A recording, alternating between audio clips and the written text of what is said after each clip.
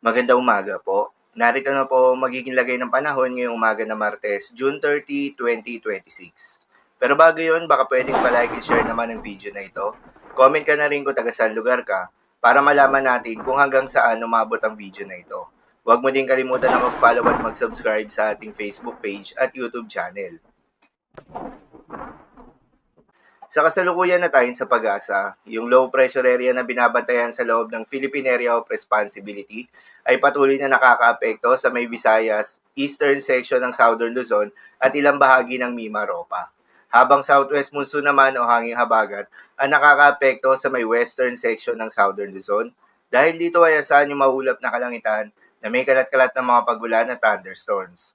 Mga localized thunderstorms naman ang iiral sa nalalabing bahagi pa ng ating bansa.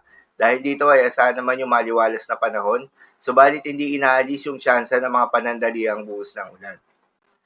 Samantala, yung binabantayan na low pressure area sa loob ng Philippine Area of Responsibility ay huling namataan sa coastal waters ng oras Eastern Samar at nasa high chance na ito na maging sangganap na bagyo within the next 24 hours. Ayon sa pag-asa, sakaling maging bagyo itong low pressure area, posibleng magtaas agad ng Tropical Cyclone Wind Signal number 1 at bibigyan ito ng local name na Bagyong Henry. Inaasahan na tatawirin ng nasabing low pressure area ang bahagi ng Southern Luzon at Visayas at lalabas sa may West Philippine Sea. Sakaling hindi ito maging bagyo sa pagtawid ng ating kalupaan, asahan na magde-develop pa rin ito bilang isang bagyo habang nasa West Philippine Sea ito. Maging bagyo man agad ito o hindi, asahan na magdudulot itong low pressure area ng katamtaman hanggang sa malalakas na ulan sa may Southern Luzon at Visayas at ilang bahagi ng Mindanao. Para sa magiging development pa nito, patuloy lamang na magantabay sa mga update nating ilalabas, lalo na ng pag-asa.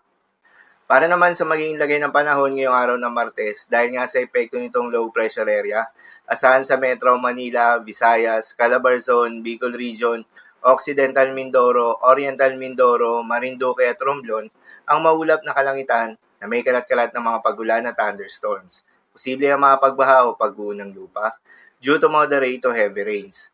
Habang sa bahagi naman ng Palawan ay asahan rin yung maulap na kalangitan na may kalat-kalat ng mga pagulan at thunderstorms na dulot naman ng southwest monsoon.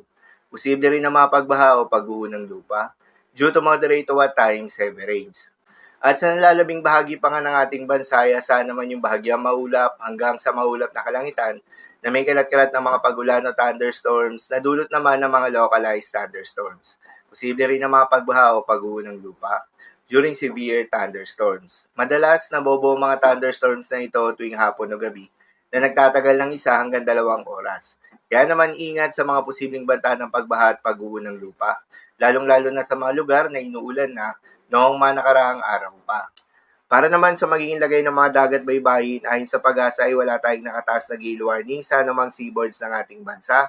Kaya naman malayong makakapamalaot yung mga kababayan nating mangingisda at yung may mga maliliit na sasakyan pandagat.